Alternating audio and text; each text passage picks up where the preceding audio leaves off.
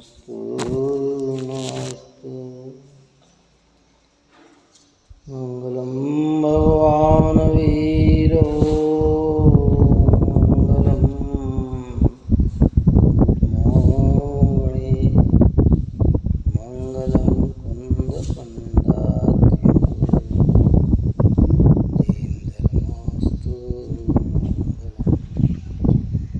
सर्वमंगल मांगल्यम सर्वकल्याणकारकम प्रधानम सर्वधर्माणां जैनं जयतु शासनं जैनं जयतु शासनं जैनं जयतु शासनं नमः समय साराय स्वानुभूतिया चकास्ते चित्तभावाय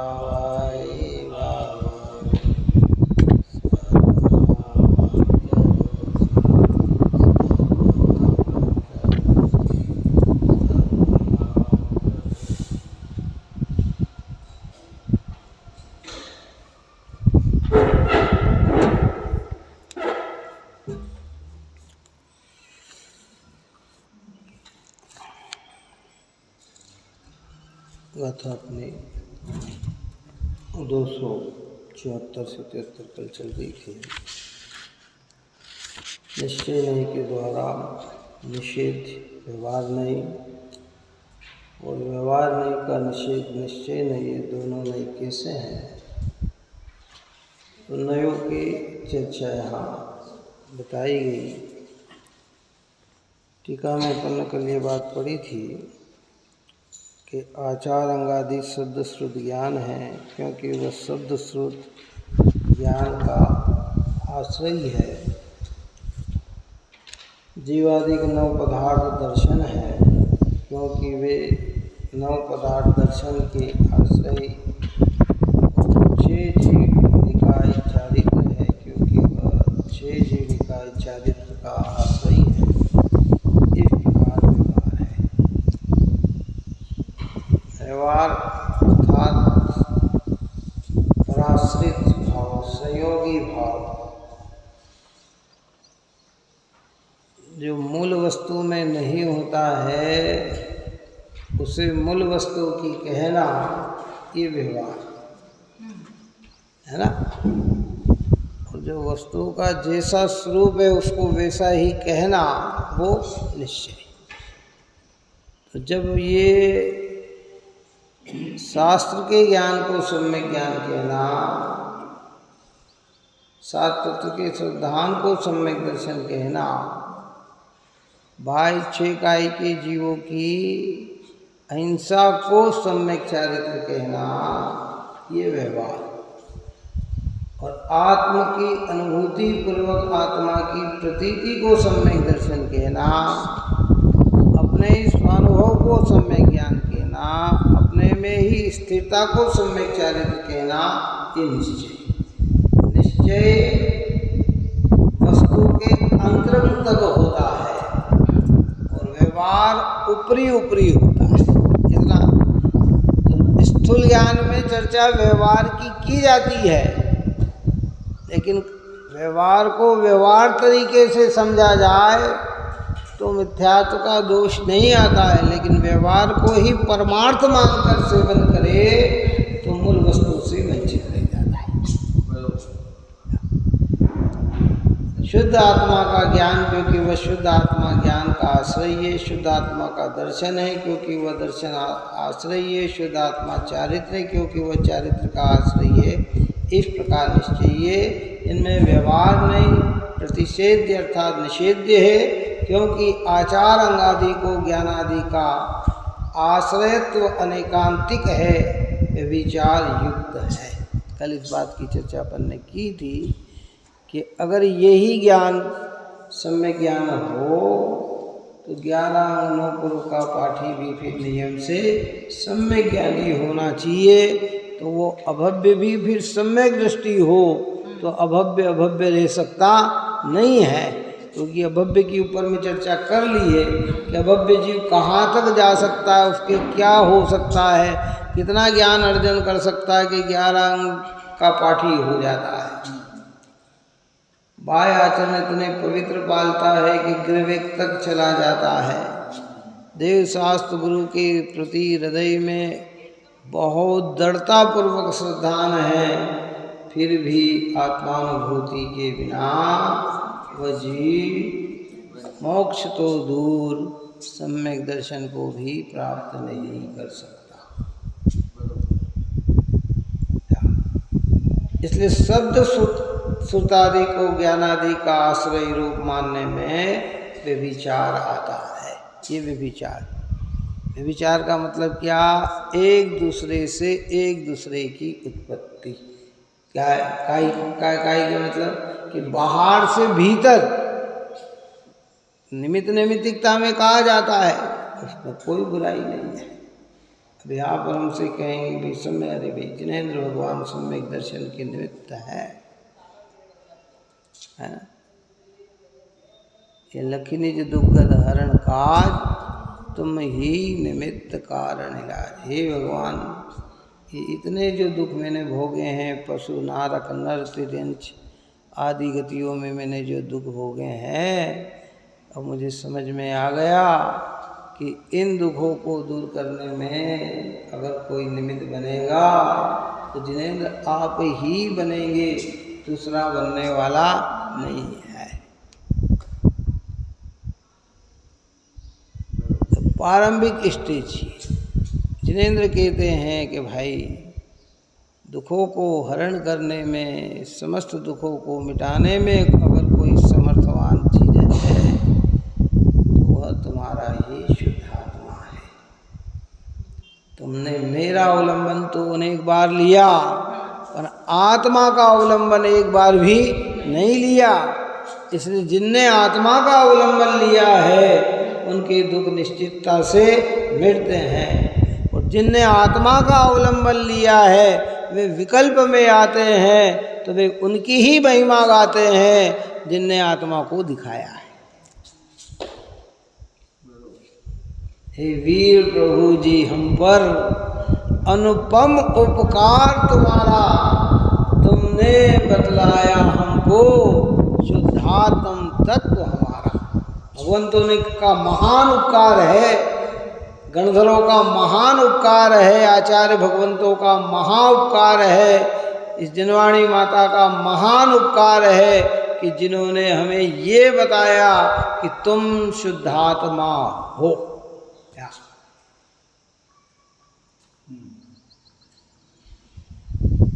लेकिन कोई इसी का अवलंबन लेकर आत्म से अपरिचित रहे तो उसे यहाँ समझा रहे हैं कि उसमें भाई तो अगर यही सोच के रहेगा तो तेरे अंदर वो चीज़ उपलब्ध नहीं होगी, इसलिए उसमें दोष आता है। इसलिए अपन ने कहा ना पूजा में देव शास्त्र गुरु की, हे वीत राग सर्वज्ञ प्रभो, तुमको न अब तक पहचाना, अतएव पढ़ रहे हैं प्रभुवर 84 के चक्कर खाना। क्योंकि जिनने भगवान को पहचाना उनने आत्मा को पहचाना, आत्मा को न पहचाना तो भगवान को भी नहीं पहचाना। बात आ रही, समझ में नहीं आ रही? भले हम उपचार से कहेंगे कि हम पहचानते लेकिन नहीं। जिनने आत्मा भगवान को पहचाना और उससे आत्मा को पहचाना तो भगवान का पहचानना भी सच्चा हो जाता है, और अगर आत्मा को न पहचाना तो वो मंद कषाय रूप एक समय लिमिटेड भाव तो है, लेकिन वो सदा रहने वाले भाव नहीं। चाहे एक सम्यक्त शादी अनंत काल के लिए बना देता है, उसमें अब किसी भी प्रकार का चल मल अगाड़ दोष नहीं लगता, वो तो एकदम पवित्र निर्मल हो गया। जिनने भगवान से, जिनवाणी से निर्ग्रंथ मुनिराज भगवंतों की देशना सुनकर अपने शुद्धात्मा को अनुभव करके अंदर से दर्शन मोह का जड़ मूल से उखाड़ कर फेंक दिया, अब वो चाहे सम्यक तो हो गया, वो सारी अनंत काल तक रहेगा। लेकिन जिनके हृदय में भगवान की भक्ति है, दर्शन है, पूजन है, आराध्यता आराधना है सब है और आत्मा को नहीं पहचाना, तो वो भाव लंबे समय तक रहने वाले नहीं हैं। कुछ समय रहते हैं और कुछ समय में चंचल छाया सी माया सी, क्षण में घटती क्षण में बढ़ती। अभी सिकंदर भगवान की पूजा करी ना अपन में, है चंचल छाया सी माया सी। छाया भी चंचल है, कौन सी? अभी दिख रही है, थोड़ी देर में कम है, फिर थोड़ी देर में बढ़ जाती है।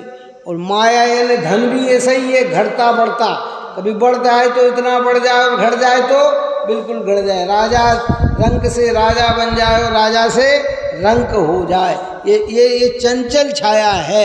ऐसे ये जितने भाव हैं ये हमारे स्थायित्व भाव नहीं है, ये कभी बढ़ते हैं कभी घट जाते हैं। लेकिन एक बार छायिक सम्यक दर्शन प्रकट हो गया तो फिर घटने वाला भी है ही नहीं, वो तो परिपूर्ण है। वो किसके आश्रय से प्रकट होगा? वो शुद्ध आत्मा के आश्रय। इसलिए आत्मानुभूति का नाम सम्यक दर्शन। इसमें किसी भी प्रकार का दोष नहीं आता है। और अगर इससे हटकर अगर हम कहीं सम्यक दर्शन कहते हैं और उसी को व्यवहार से कहा तो कोई बुरी बात नहीं है, क्योंकि कई बार कारण में कार्य का उपचार करके भी कथन किया जाता है। काय का किया जाता है? कारण में कार्य का उपचार करके। महिला जो है चावल साफ कर रहे थे और तो क्या कर रहे कि हम भात बना रहे, चावल बना रहे, अभी तो बी नहीं रहे हैं और उसमें आरोप काय का दे दिया है। अभी तो आटा ही गूंद रहे और कह रहे रोटी बना रहे, क्या क्या क्या क्या कह दिया? अभी गूंद क्या रहे हैं? आटा ही गूंद रहे हैं और आरोप क्या दे दिया? रोटी बना रहे।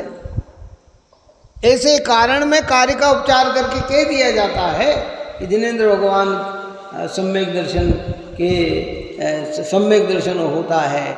लेकिन भाई यहीं रुक जाएगा और आत्मा को न जानेगा तो सम्यक की आराधना नहीं है। इसलिए निश्चय व्यवहार की व्यवस्था को समझा रहे और उसका तर्क दे दिया कि अगर इन बाह्य कारणों से ही सम्यक दर्शन होता, देव शास्त्र गुरु के श्रद्धांत से ही सम्यक दर्शन होता, या सात तत्व के श्रद्धांत से ही सम्यक दर्शन होता, आगम के पाठ से ही सम्यक ज्ञान होता और 6 काय के जीवों की रक्षा करने के भाव से ही सम्यक चारित्र होता, तो फिर अभव्य जीव को अभव्य क्यों कहा? इनको तो ये सब कार्य करता ही है।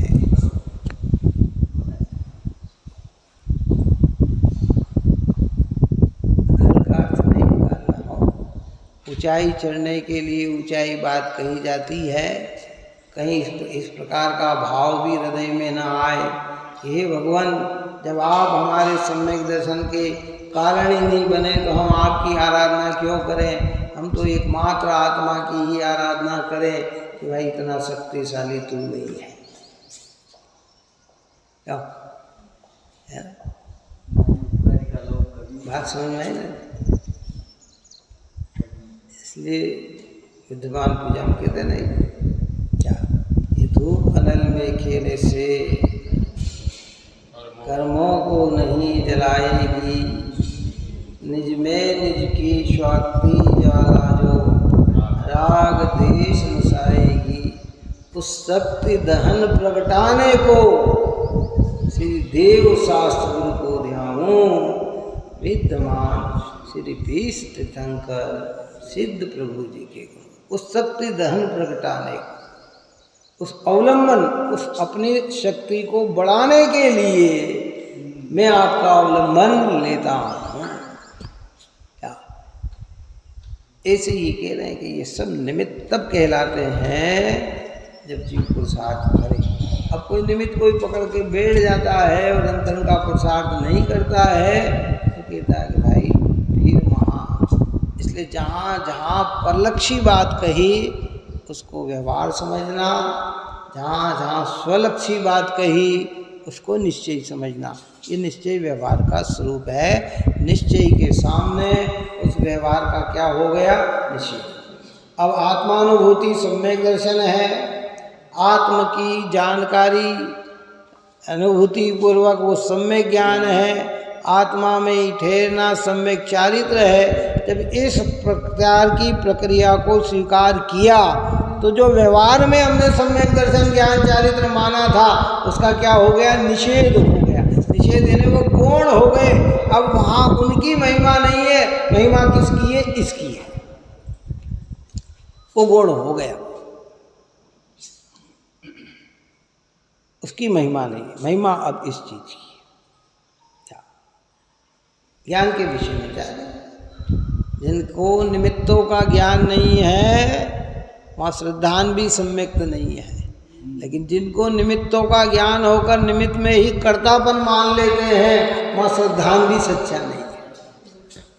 वहाँ श्रद्धान भी सच्चा नहीं है। बहुत गंभीरता से इन बातों को समझें। इसलिए यहाँ कहते हैं क्योंकि शब्द श्रुतादिक होने पर भी ज्ञानादिक नहीं भी होते, इसलिए व्यवहार नहीं प्रतिषेध्य है और निश्चय नहीं व्यवहार नहीं का प्रतिषेधक है। क्योंकि शुद्ध आत्मा के ज्ञानादि का आश्रय एकांतिक है। शुद्ध आत्मा को ज्ञानादि का आश्रय मानने में व्यभिचार नहीं है, क्योंकि जहाँ शुद्ध आत्मा होता है वहाँ ज्ञान दर्शन चारित्र होते ही हैं। एकांतिक अर्थात ये परम सत्य है। जहाँ आत्मानुभूति है वहाँ नियम से सम्यक दर्शन ज्ञान चारित्र है। जहाँ आत्मानुभूति नहीं है वहाँ आरोप किया जा सकता है, लेकिन वहाँ सम्यक दर्शन ज्ञान चारित्र नहीं है।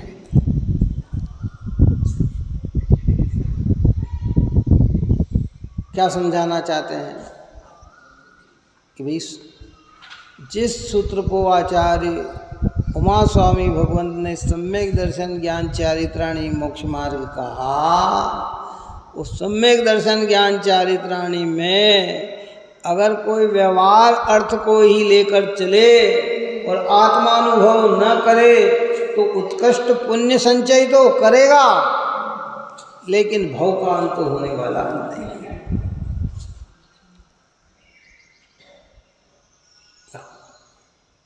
जीव को तो ऐसे ही लगता है बस, क्योंकि भूल कहाँ है? 11 पढ़ के भी भूल रह जाती तो आखिर क्या रह जाती है? इतनी करुणा का भाव हृदय के अंदर कि एक भी जीव की हत्या न हो, हिंसा न हो, सटकाए जीव की अहिंसा का पालन करने वाले हो, है पूरा उपयोग विषय कसाई से हटाकर धर्म में ही लगा दिया हो, फिर भी आखिर भूल क्या रह गई कि बस यही रह गई कि स्वयं ने स्वयं का वेदन नहीं किया। और ये भूल किसकी पकड़ में आएगी?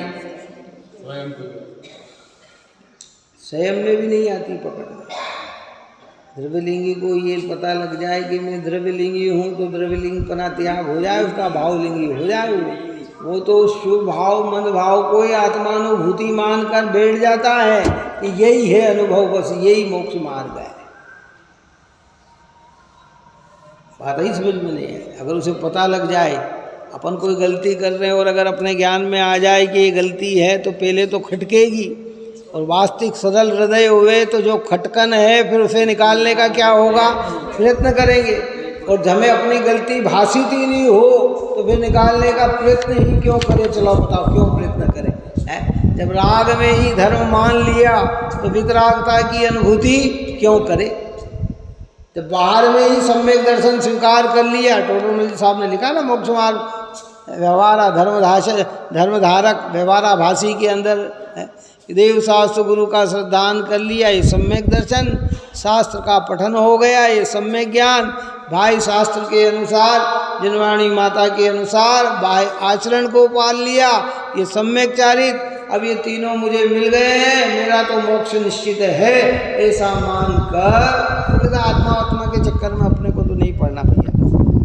क्या आत्मा करते रहना, कुछ नहीं, अपन कुछ करेंगे तो होगा, तो वो इनमें ही रहे और आत्म स्वभाव से अपरिचित रह जाता है तो व्यवहार पूरा होने पर भी सम्यक्त की आराधना नहीं है। तो उसे कहते हैं भैया नहीं, ये भाव है। प्रारंभिक भूमिका में इन भावों का अपनी जगह बहुत महत्व है, बहुत उपकार है, परंतु एक समय जाकर इसमें ही रह जाए तो मूल वस्तु को प्राप्त कर पाते नहीं। इसलिए निश्चय नहीं, निषेधक है। किसका निषेध करता है? व्यवहार का करता है। इसलिए 272 की गाथा में ऊपर में कहा अपनी चर्चा की, इसी तरह परमार्थ से कर नास्ति इस व्यवहार की निश्चय न आश्रित श्रमण ही प्राप्ति करे निर्वाण की। हे निश्चय नहीं का आश्रय लेने वाले ही निर्वाण को प्राप्त होते हैं। दूसरी दशा में कहते हैं आत्मा को अनुभव करने वाले जीव ही सम्यक दर्शन को प्राप्त होते हैं। अगर हमें नहीं है आत्मानुभूति तो मिथ्या दृष्टि है, भले भाव मंद हो, हमको गुरु को देव को धर्म को नहीं पूजते हो, हम 6 द्रव्य 7 तत्व 9 पदार्थ के अलावा किसी तत्व में विश्वास नहीं करते हो, हम भगवान को जगत का कर्ता हर्ता नहीं मानते हो, हम जानते हैं कि भगवान कर्ता हर्ता नहीं है, फिर भी अनुभूति नहीं है, तो कहते हैं ये भी सम्यक नहीं है। और इन्हें जो कहा गया है वो व्यवहार है। व्यवहार अन्य की अपेक्षा ठीक है, निश्चय के सामने ठीक है। निश्चय के सामने क्या है? निश्चय के सामने निषेध हो जाता है, वो स्वयं गौण हो जाता है। अपन ने कल भी बात की कि वो कहता कि कुछ नहीं भाई, कुछ नहीं। आप और हम लौकिकता में कई ऐसी चीज़ें होती है हमारे जीवन में कि कोई अच्छे काम करते हैं, ये करते हैं ना, लोग तारीफ करते हैं ये जब भगवान के स्वरूप का विचार करें और भगवान की समझ में आए भगवान का, तो वो सब गौण हो जाती है। कुछ नहीं किया भाई, है कहाँ किया? जब सिद्धांत समझ में आ जाता है ना, अरे होता स्वयं जगत परिणाम। अब लोग कह रहे आपने ये किया, उनने ये किया, इनने ये किया, उनने ये किया, कि कहने वाला अपना व्यवहार रखते हैं, लेकिन निश्चय के सामने वो व्यवहार क्या हो गया? गुण हो गया, ऑटोमेटिक गुण हो गया उसमें, है। और कोई उस निश्चय के सामने व्यवहार का भी कर्तव्य रखे तो फिर अभी तुझे मूल में बात समझ में आई नहीं है।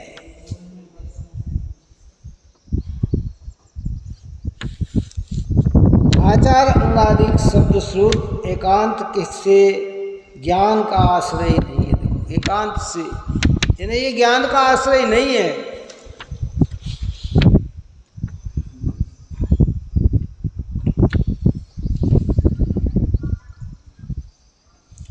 तत्वार्थ शुद्ध ग्रंथ में जब दूसरा अधिकार प्रारंभ हुआ तो वहाँ जीव के 5 भाव बताए गए, जिसमें 46वें भाव और 46वें भाव के 18 भेद किए गए। कितने किए गए? जिसमें 4 ज्ञान और 3 अज्ञान को 46वें ज्ञान दिया। 4 ज्ञान और 3 अज्ञान, मति सुध अवधि, है ना, ये अज्ञान मिथ्यात्व के साथ, और सम्यक मति सुध अवधि और मन परे, ये भी 4 ज्ञान।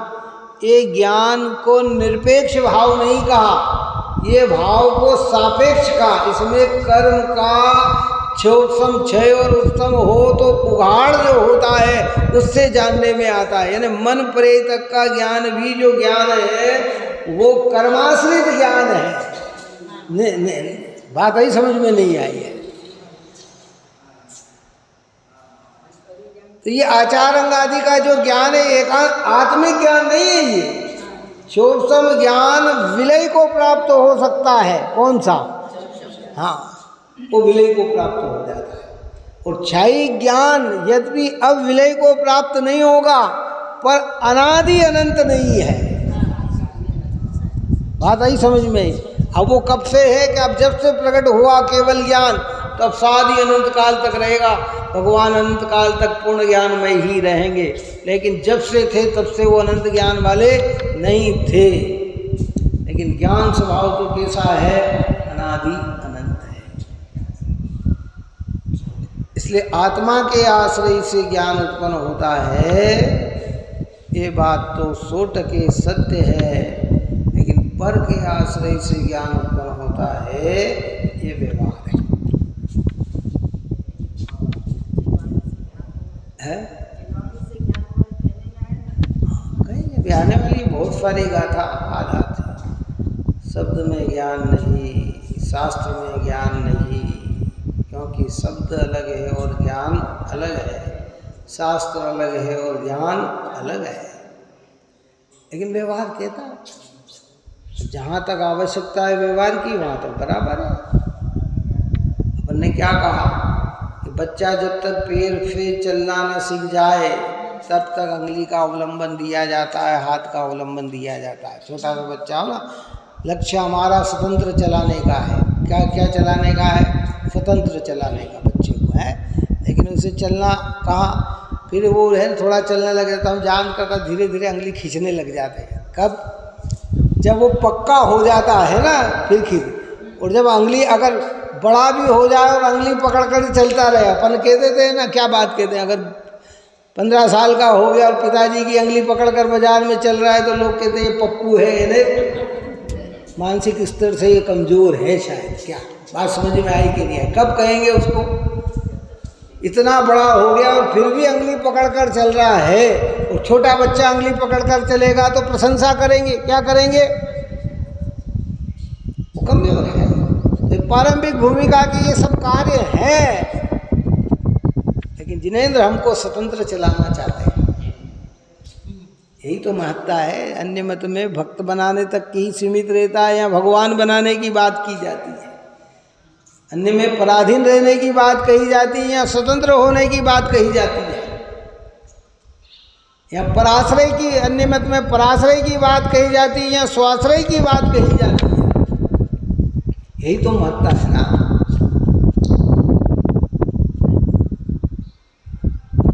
ऐसा अभिमान करके नहीं मैं ही भगवान हूँ, मुझे भगवान की क्या आवश्यकता है, वो तो एकांती हो जाएगा, मिथ्या दृष्टि निश्चयभाषी हो जाएगा। लेकिन विनय के साथ, सरलता के साथ, अरे आपने ही तो मुझे अपने में जाने की प्रेरणा दी है।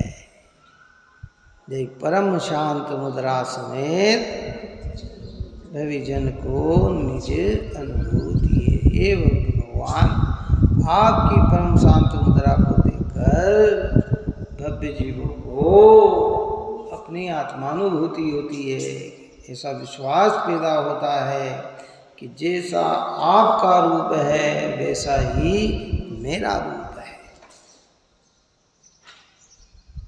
अब जब भगवान हमारे लिए कार्य नहीं करते, सम्यक दर्शन नहीं देते, तो हम क्यों भगवान के दर के? ये तो बहुत ज़्यादा खतरनाक परिणाम है। कौन से? मंद कछाई के शुभ भाव से ऐसे भाव आना और ज़्यादा खतरनाक है। कौन सा?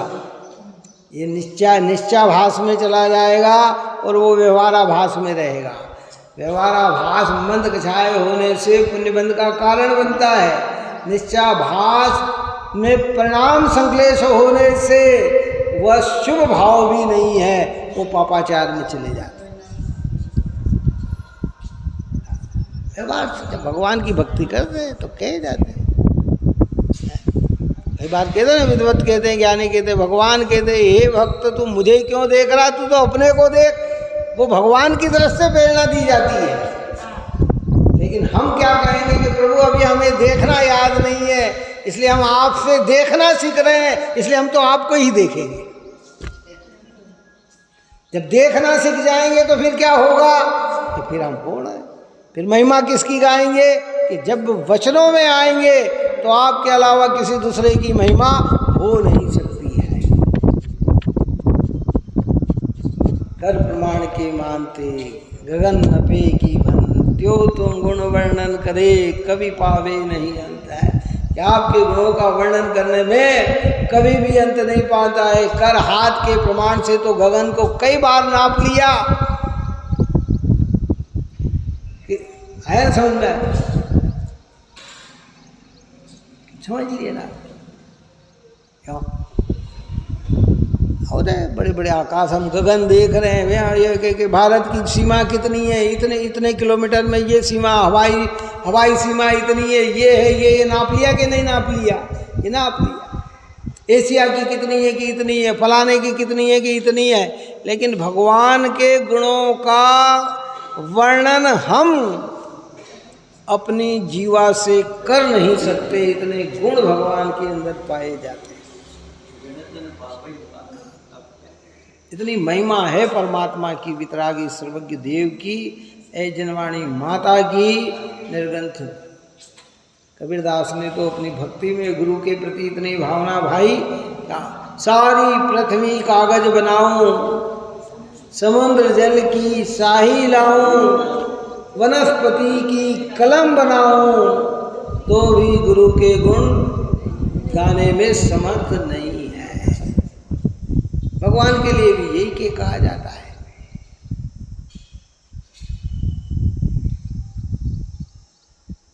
उसमें आता ना पार्श्वनाथ भगवान की, उसमें भजन में मांगीलाल जी कोला रस वालों ने गाया भजन,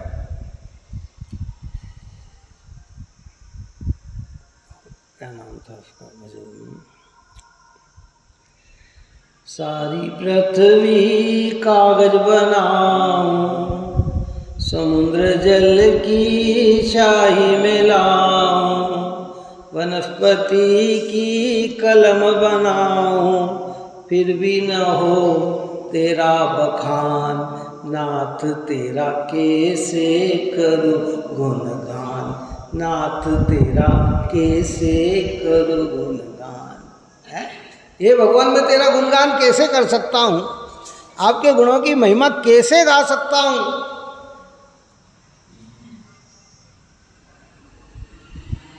वो बात यहाँ कहना चाहते हैं। इसलिए स्वच्छंद होना महापाप है।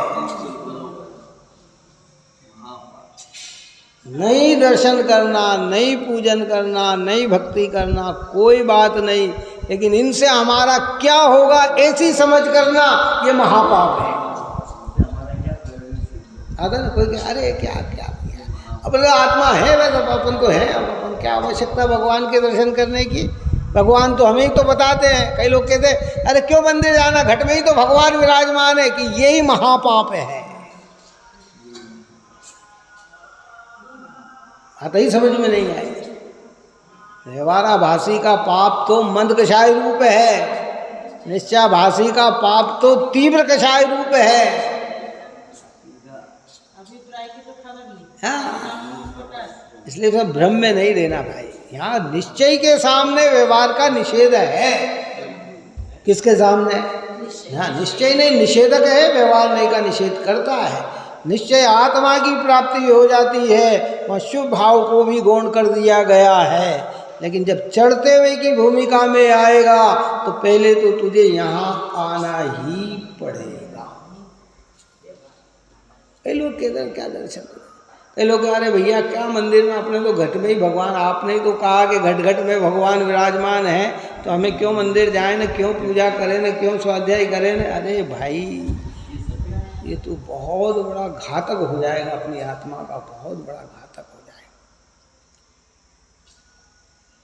ये टोडरमल साहब ने सब आप और हमारी भूलें निकाली अंदर की, क्या समझ में आई? हाँ, न करना चलेगा, लेकिन इनके करने से क्या लाभ मिलेगा ऐसा भाव नहीं चलेगा। न व्रतादि करे तो कोई बात नहीं, पर व्रतादि करने से क्या लाभ मिलेगा ऐसा मत समझना। आगम में जब जब निश्चय में आता है तो बाहर का आचरण पवित्र होता है और वो व्रतादि होता ही ना धारण करे। सम्यक दृष्टि की में कहा ना दौलत राम जी ने कि संयम ले न सके पर उर में लगी रहे चटापटी, चिन्ह मूर्त धारी के मोही रीति लगत है अटापटी। एक धारण नहीं करना अलग विषय है, पर कहता इससे क्या मिलता है। हमारे बाल बोध भाग के अंदर ये बात लिखी, उसमें अष्टमूल गुण के पाठ के अंदर जब वहाँ 8 मूल गुणों की चर्चा करी, मध्य मास मधु के त्याग की चर्चा की गई, मध्य नहीं खाना, तो एक वहाँ प्रश्न उठाया कि सम्यक्त के बिना तो ये कोई कार्यकारी है ही नहीं। कौन? मध्य का त्याग, मांस का त्याग, मधु का त्याग है, पंच उदंबर फलों का त्याग, कि सम्यक्त के बिना तो ये कोई कार्यकारी है ही नहीं, तो हम इन्हें क्यों? अरे भाई, वहाँ कहा क्या क्या शराबी, कबाबी, क्या मांसाहारी ऐसे जीवों को सम्यक्त होने की योग्यता है क्या? इसलिए हाँ, ये योग्यता ही नहीं है, तो उसमें तो आना, पर आकर जो उसी में संतुष्ट होकर आत्मा को नहीं जानता है, उसे ये निश्चय नहीं, उस व्यवहार नहीं का क्या करता है, निषेध कर देता है। इतनी सरलता से आपको हमें ये सब बात समझना चाहिए। इस उद्देश्य से वो भजन में आया कि भगवान बनने की ताकत है तुझमें, क्यों मान बेटा बस। निरावलंबी तो होने के लिए अवलंबन त्याग करने की बात है, लेकिन अवलंबन छोड़कर तो निरावलंबी तो ना हो और खोटा अवलंबन ले ले, उसके लिए ये चर्चा थोड़ी की जा रही है।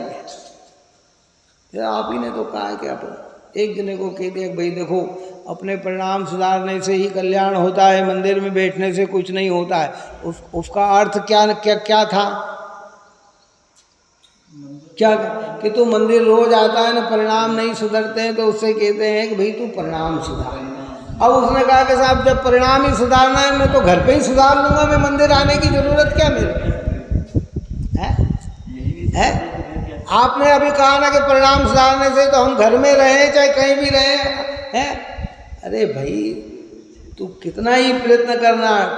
श्रीमद् रायचंद जी की भाषा में कहे तो कहा है कि कुतुब रूपी काजल की कोठरी में रहने पर कितना ही बचने का प्रयत्न करे तो भी काली माँ लगे बिना नहीं रहती, क्योंकि उसका स्वभाव ही है काली माँ काजल की, जरा सा टच होगा कि काली माँ लगे बिना नहीं रहेगी है।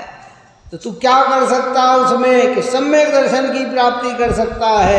तो क्या कर सकता है कि अल्पहासी होना, अल्पभाषी होना, अल्प सत्कारी होना, अल्प परिचयी होना, इतना कार्य करेगा तो तुझे सम्यक की आराधना हो सकती है। अब अल्प हास्य, अल्प बोलना, अल्प परिचय करना, ये कहाँ आके सीखेगा? यहीं आके सीखेगा ना।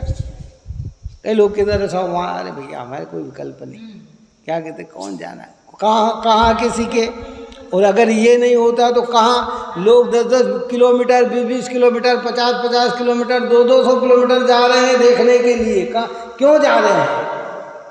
तो इसलिए जा रहे हैं ना कि उनको ये शिक्षा नहीं मिली है।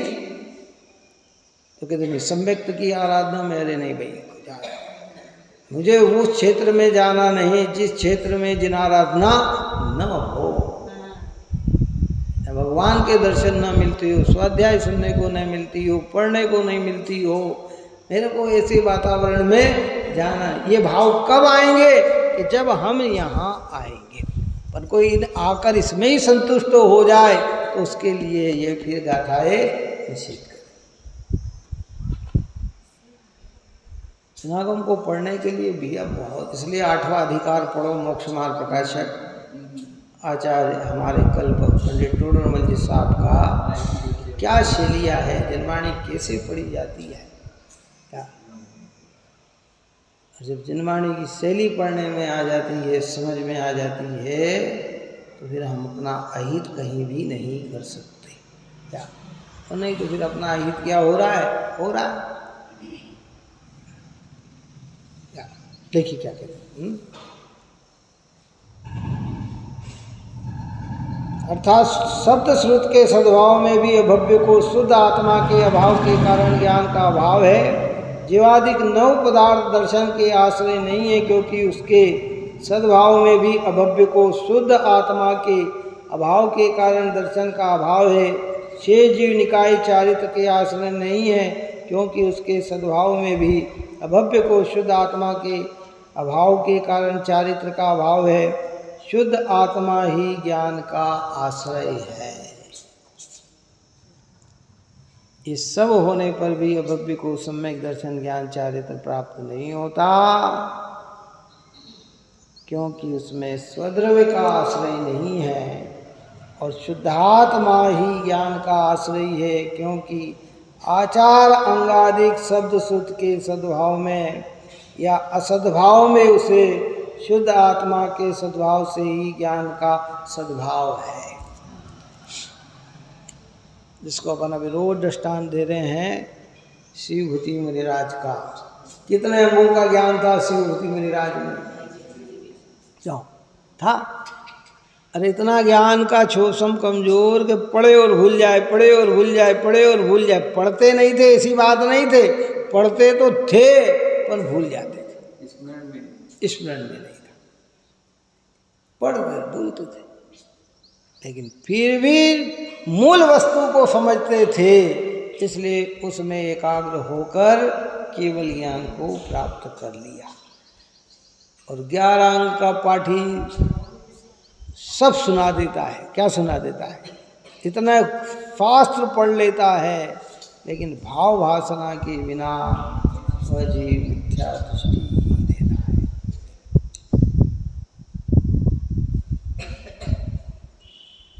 लौकिकता में सूक्ष्म ज्ञान की कीमत होती है, मोक्ष मार्ग में अनुभव ज्ञान की कीमत होती है। आए में हाँ, लौकिकता में आंखों से इंद्रियों से देखोगे तो किसका, अभी कोई है फटाफट कई गाथाएं बोले, कई ये बोले, कई ये बोले, तो हम अरे बहुत ज्ञानी हैं, क्या कहेंगे। लेकिन जिनेंद्र भगवान किसको ज्ञानी कहते हैं? जिनको आत्मानुभूति है वे ज्ञानी है।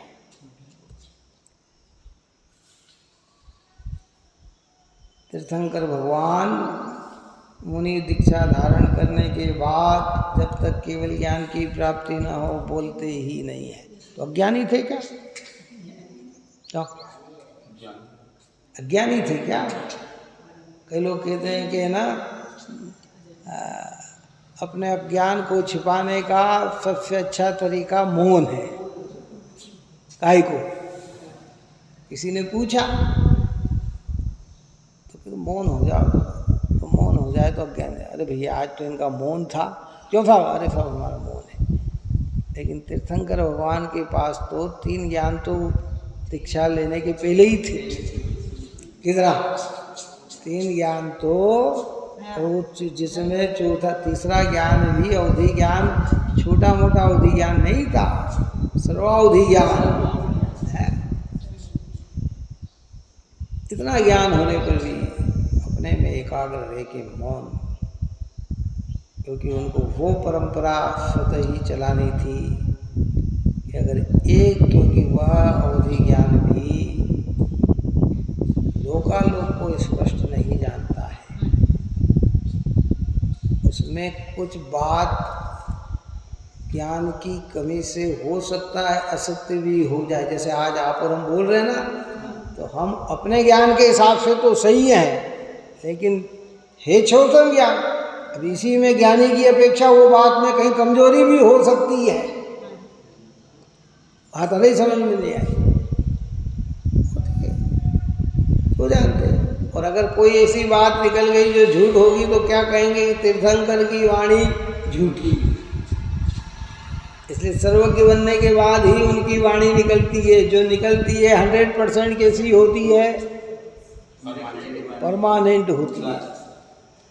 शुद्ध ब्रह्म के साथ शब्द भी ब्रह्म हो गए कि जैसा वस्तु का स्वरूप है वैसी ही वाणी निकलती है।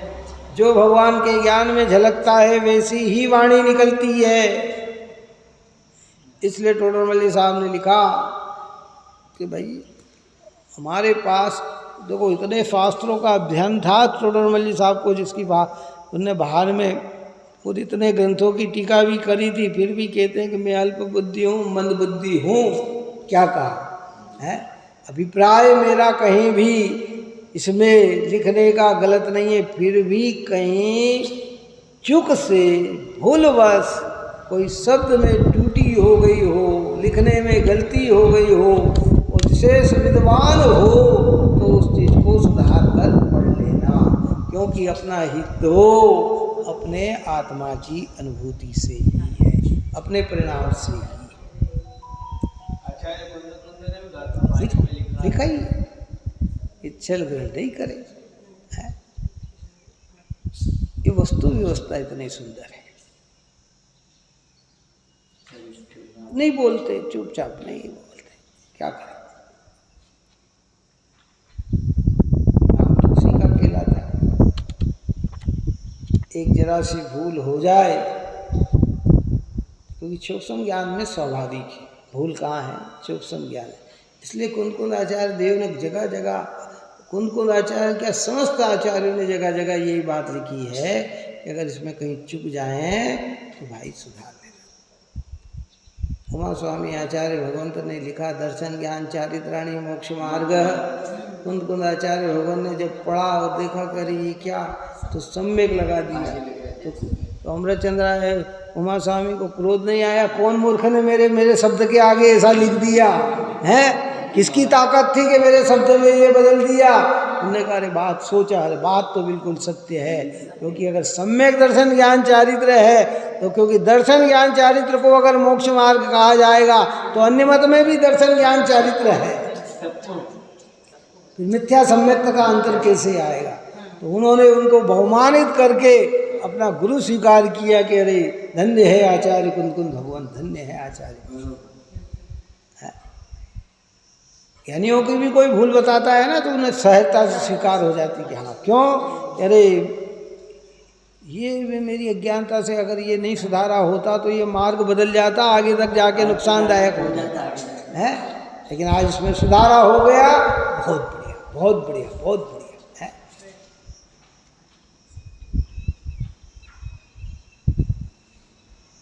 ये बात है। इसमें साल बहुत अलौकिक ग्रंथ है, जितनी महिमा गाएं इसकी उतनी कम है भाई, देखो।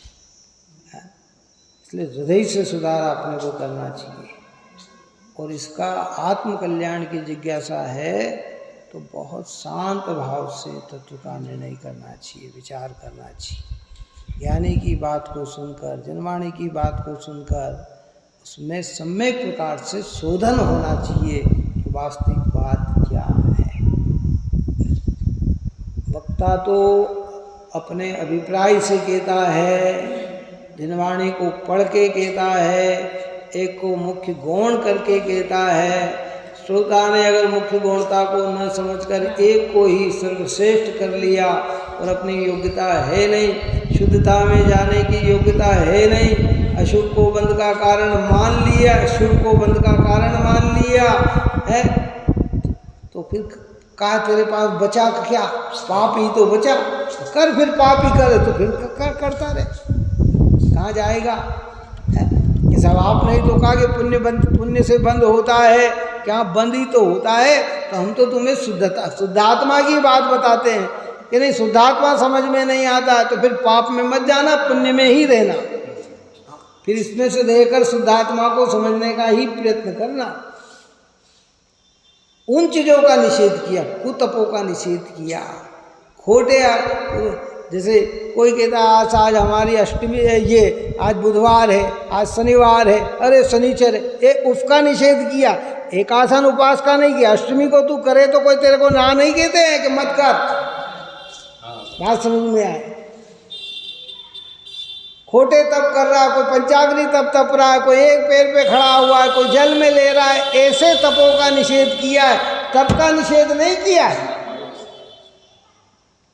मिथ्या में उसको लिया है, लेकिन कोई एक करके आत्मा को नहीं जानता है तो कहते वहां भी तेरे सम्यक्त की आराधना नहीं है। हमारे यहाँ कहा ना, कोटि जन्म तप तपे ज्ञान बिन कर्म झरेते, ज्ञानी के चिन्माई त्रिभुक्ति सहज चरेते।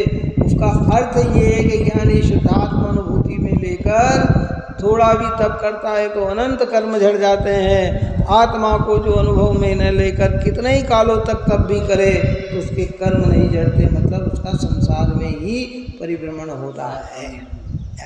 और मिथ्या तप का प्रभाव तो क्या होगा, जिनेंद्र कथित तप को धारण करने से स्वर्ग की गारंटी है। काहे की? बिल्कुल गारंटी है, पक्की गारंटी है। अगर जिनवाणी में जैसा लिखा वैसा भावात्मक पूर्वक करता है तो स्वर्ग न मिले ऐसा हो नहीं सकता। और मिथ्या तप को धारण करेगा तो तब अगर कदाचित स्वर्ग भी चला गया तो नीची स्वर्ग में ही जाएगा, ऊंचा नहीं जाएगा।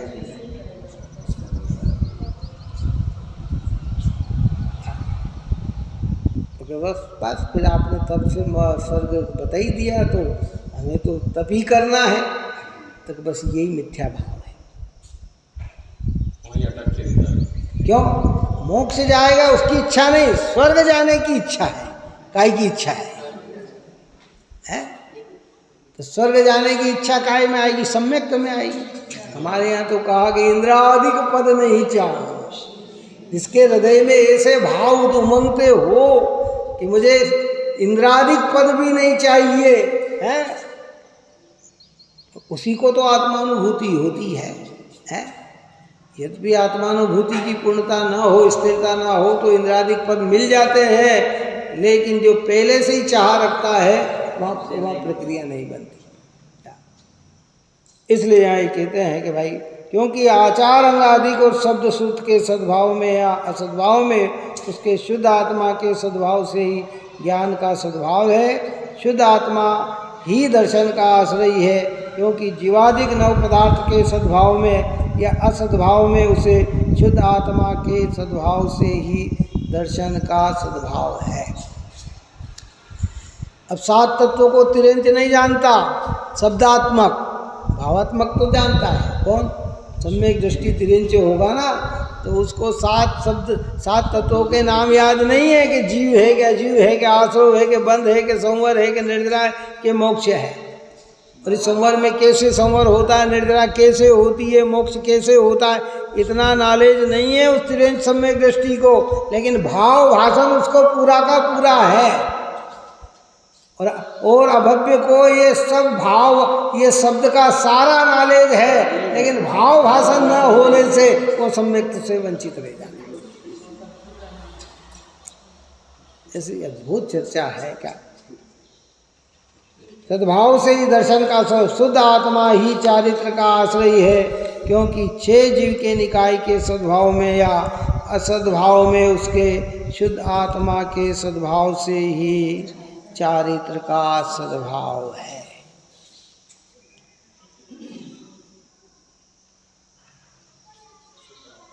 इसलिए 11वीं गाथा में कहा कि व्यवहार नहीं अभूतार्थ दर्शित, शुद्ध नहीं भूतार्थ है, भूतार्थ आश्रित आत्मा सो दृष्टि निश्चय होय है।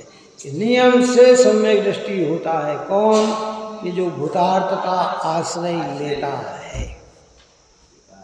मूलभूत वस्तु का आश्रय लेता है, वो नियम से सम्यक दृष्टि होता है। व्यवहार नहीं का आश्रय लेने वाला पुण्य भाव तक तो आता है, पर शुद्धता की अनुभूति के बिना सम्यक से वंचित रह जाता है। और जो शुद्धात्मा की अनुभूति करता है वो सम्यक दृष्टि हो जाता है, तो वहाँ व्यवहार क्या हो जाता है? गौण हो जाता है, गौण हो जाता है। और मुख्य गौण करना ही तो जिनवाणी का शादवाद वाणी में तो यही है भाई। समझाया व्यवहार से जाएगा, समझा निश्चय को जाएगा। भाषा व्यवहार की बोलेंगे, मान्यता निश्चय की रखेंगे। अपन ने दृष्टांत दिया ना, पहले ऑफिस से आए, व्यक्ति आया, बच्चे बाहर खेल रहे थे, अब बात भाषा व्यवहार की, क्यों मम्मी कहाँ है? ये भी नहीं बोलते कि तुम्हारी मम्मी कहाँ है, यही बोलते क्यों मम्मी कहाँ है। समझ जाता है, बच्चा समझ जाता है, वो पड़ोस में गई है, पापा मम्मी पड़ोस में गई है। तो बोल रहा है बच्चों की भाषा में, समझ रहा है कि मैं मम्मी को नहीं कह रहा हूँ, मेरी पत्नी को कह, और मम्मी कहने से कहीं वो मेरी माँ नहीं हो गई, और माँ हो जाए तो फिर पत्नी रह नहीं सकती है। वो भाषा तो ऐसी बोली जाएगी, पर समझ कैसी रखी जाएगी? निश्चय की रखी जाएगी। जो निश्चय की समझ रखता है, भाषा व्यवहार की होती है, प्रयोजन अपना हल कर लेता है। और जिसे निश्चय की समझ नहीं होती, वो व्यवहार की ही समझ रखता है, तो फिर वो क्या होता है कि वो व्यवहार में ही मुग्ध होकर मिथ्या दृष्टि ही हो जाता है। पढ़ के पूर्ण करते हैं, इसका खुलासा अपन ने कर दिया। आचार अंगाधिक शब्द श्रुत ज्ञान का, जीवाधिक 9 पदार्थ का सिद्धांत तथा 6 काय के जीवों की रक्षा, इन सब के होते हुए भी अभव्य के ज्ञान दर्शन चारित्र नहीं होते, इसलिए व्यवहार नहीं तो निषेध्य है। और जहाँ शुद्ध आत्मा होता है वहाँ ज्ञान दर्शन चारित्र होते ही हैं। शुद्ध आत्मा होता है मतलब जहाँ शुद्ध आत्मा की अनुभूति होती है, वहाँ दर्शन ज्ञान चारित्र होते ही हैं। होते भी ये नहीं कहा, होते ही है। इसलिए निश्चय नहीं व्यवहार का निषेधक है, अतः शुद्ध नहीं उपादेय कहा गया है। देखो आचार्य भगवंत की करुणा, ज्ञानियों की करुणा है।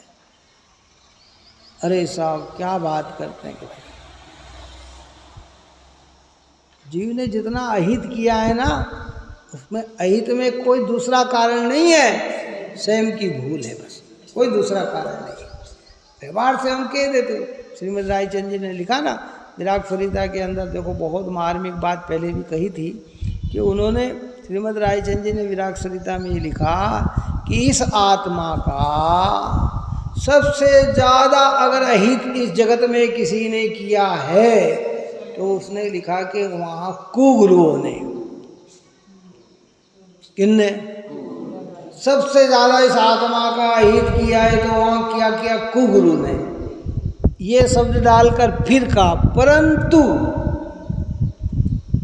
क्या क्या कहना चाह कि ये तो निमित्त का कथन है, वास्तविकता में सबसे ज़्यादा कि उनमें उन कुगुरुओं का भी क्या दोष, जब ये स्वयं को स्वयं समझना ना चाहे तो वो भी क्या करेगी।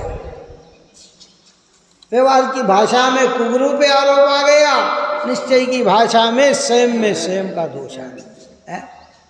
अगर स्वयं जागृत रहते तो आज तक हमें कौन समझा। आदिनाथ भगवान ने पारंभिकता में कल्याण कर लिया और उसके भी पारंभिकता में अनंत चौधरी पहले लोगों, अगर हम उस समय आत्मा को समझ लेते तो इतने भाव हमारे बढ़ते क्यों, और आज भी समझ लेंगे तो बढ़ेंगे क्यों, और नहीं समझ रहे हैं तो बढ़ रहे हैं। इसलिए उसके लिए बहुत कुछ कहा कि भाई देखो जगह जगह संबोधन हर प्रकार से जनवाणी देती है। इसलिए हमारे यहाँ कहते हैं कि पानी पीना छान कर, गुरु करना जान कर। लौकिक में तो कहा ना, तो पानी पीना क्या, छान कर पानी पियो जिससे तुम्हारे अंदर रोगाणु पैदा ना हो, और गुरु कैसा करना, जान कर, समझ कर, विचार करके। हमारे यहाँ निर्ग्रंथ मुनिराज भगवंतों को, अरे जिनको किसी भी प्रकार का लेना देना ही नहीं, वो हमारे लिए अहित क्यों कहेंगे। है? एक परमाणु नहीं चाहते, आपसे किसी प्रकार की कोई चाह नहीं थे, आहार की भी इच्छा नहीं, मिले तो मिले, न मिले तो न मिले।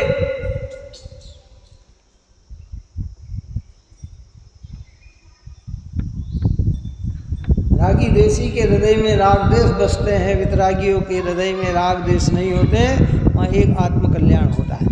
इसलिए ये बाह्य लक्षण भी दिए कि भाई जिनके पास किसी भी प्रकार का आरम सारम न हो, जिनके पास किसी प्रकार का परिग्रह न हो, जो ज्ञान ध्यान तप में ही लवलीन रहते हैं, ऐसे को गुरु बनाओ। जानकर गुरु बनाओ मतलब ऐसे को गुरु बनाओ। और ये जिनवाणी किसकी है कि ऐसे गुरुओं की है। इस प्रकार की चर्चा यहाँ की है। आगे प्रकरण अपना और चलेगा। इसी बात को आगामी कलश में कहेंगे। आप और हम सभी जी निरंतर ऐसे पवित्र जिनेन्द्र भगवान, जिनवाणी माँ और निर्ग्रंथ मुनिराज भगवंतों के सानिध्यता में आत्मा को समझे और अपने परिणाम निर्मल बनाए। यही मंगल भावना। सहजानंदे शुद्ध स्वरूपी अविनाशी आत्मस्वरूप सहजानंदे शुद्ध स्वरूपी अविनाशी आत्मस्वरूप सहजानंदे शुद्ध स्वरूपी अविनाशी आत्मस्वरूप निज निधि निज में बताई यह अनंत उपकार है उसके लिए जिनवाणी मांगो वंदना शतवार है वंदना शतवार।